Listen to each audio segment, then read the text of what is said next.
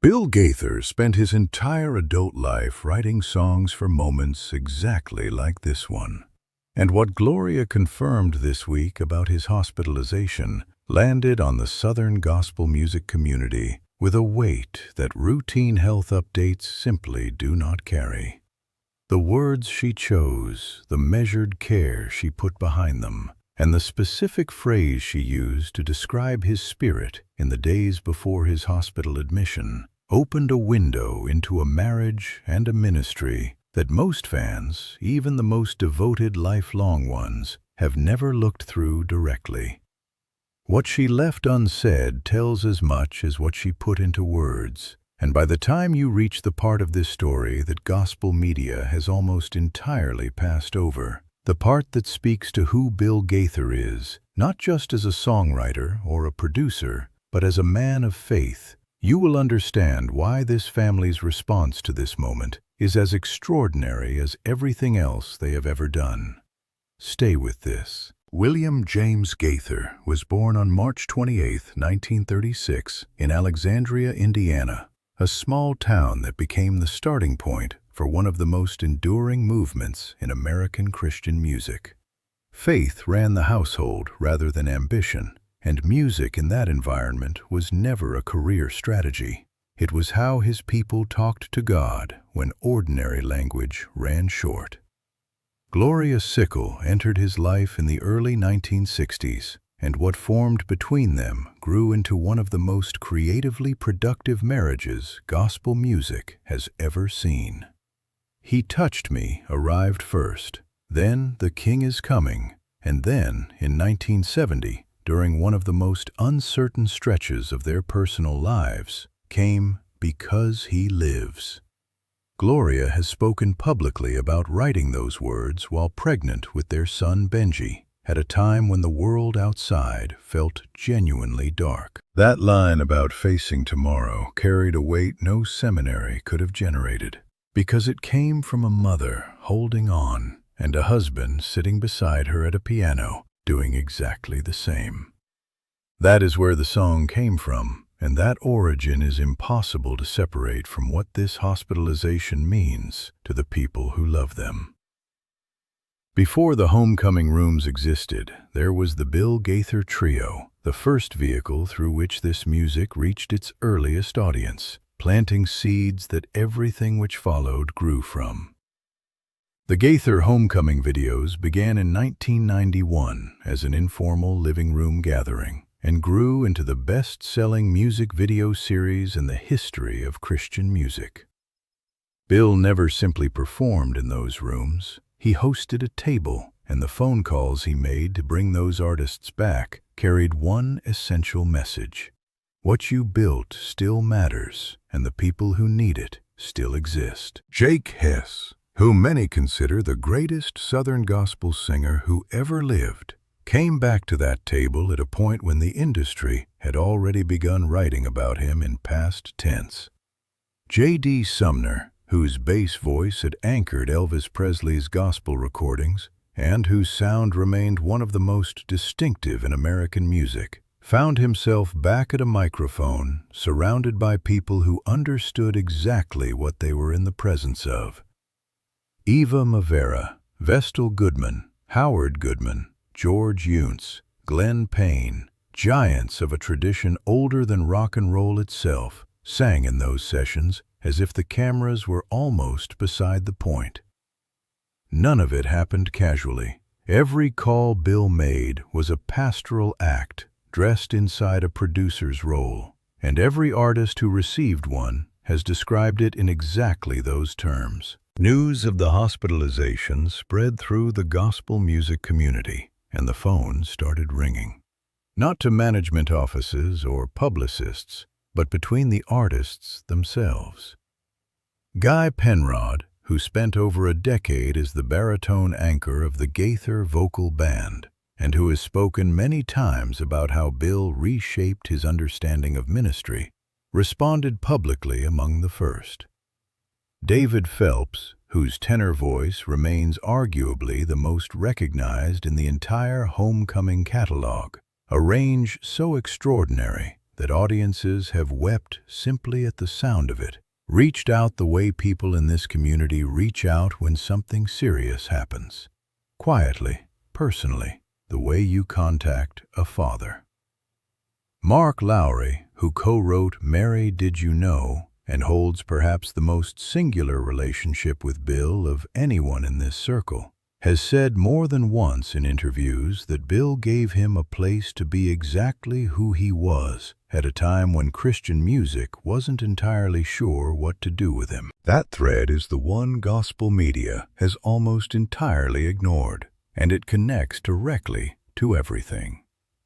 The Gaither Vocal Band, launched in 1981, built not around a star system, but around complementary voices and complementary testimonies. And over the 40-plus years that followed, it functioned as something closer to a training ground than a recording group. Michael English passed through it, going on to win multiple Dove Awards before his personal struggles and eventual restoration became one of the most documented faith journeys in Christian music history. Russ Taff brought a raw vocal power and a hard-won personal testimony that gave him a credibility few performers in any genre ever earn. Wes Hampton carried a lyric tenor warmth that balanced the group's more dramatic voices in its later years. What all of them carried out was not just a recording credit. It was a theology of performance, a way of understanding what gospel songwriting and gospel singing are actually for. And Bill stated it plainly in interviews. The stage is not a platform for the performer. It is a point of contact for the listener. And the moment a singer begins performing for approval rather than serving the message, something at the center goes missing.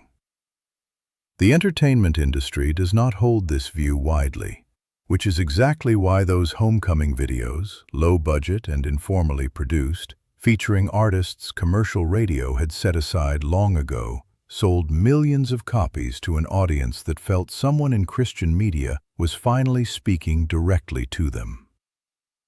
Bill built recording environments designed specifically to capture authenticity on tape rather than performance on tape.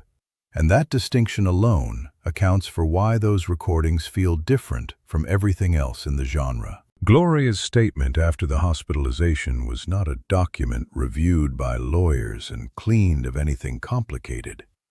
These were the words of a woman who has spent 60 years building a life and a ministry on the belief that God holds sovereignty over every moment, including this one. She asked for prayer specifically and genuinely, without the hedged phrasing of someone unsure they believe what they're saying. She acknowledged the difficulty plainly and did not manufacture optimism. Embedded in her statement, in the specific way she described Bill's spirit in those preceding days, was something people who have followed this ministry closely will recognize immediately. She described him as being at peace, not resigned, not diminished, but at peace in the way a man arrives at peace when he has done the work he was assigned and trusts the one who assigned it. For the men and women who have spent decades watching these artists age with grace, that is a specific kind of testimony, and it carries a weight that resists easy description. The Homecoming brand today encompasses live concerts, television specials, ongoing recording releases, and a catalog reaching new audiences through streaming platforms that did not exist when that first 1991 gathering was filmed. What Bill built was not simply an infrastructure of concerts and recordings. It was a culture of honor, a consistent practice of treating artists and audiences alike as worthy of the very best a performer can offer. And that culture now exists independent of any single person, carried forward by every artist who absorbed it. The question this moment leaves open is what the future of the homecoming gatherings looks like, and whether the community Bill assembled for more than 3 decades carries the structure to endure beyond the man who imagined it. That question gets asked not in doubt, but in the spirit of everything Bill has taught, which is that great work offered faithfully outlasts the one who does it. What moves people in those videos is the sense that the individuals on screen are not colleagues, but family. That the songs are not set pieces, but genuine acts of worship. And that the joy visible in those faces cannot be contained, no matter how many cameras are running. Because He Lives has been sung in churches on 6 continents. He Touched Me has been recorded by more artists than anyone has counted. The King Is Coming has been performed at more funerals, more revival services, and more hospital room bedsides than any statistic could capture. These songs left the Gaither household decades ago and became the property of the people who needed them, which means that kind of legacy cannot be hospitalized. It lives in the throat of every singer who learned it from a homecoming video, and in the memory of every listener who heard it at the exact moment they needed it and understood with complete certainty that someone sitting at a piano in Alexandria, Indiana, had somehow already known what they were going through. What this moment asks of everyone who has followed this ministry, from the early days of the Bill Gaither Trio through the founding of the Vocal Band and through every season of the Homecoming series, goes beyond concern for one man's physical health.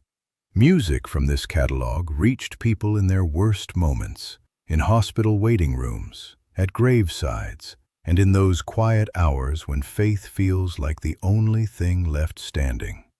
It reached them because it was written by someone who had been in those same places, and that was never a strategy.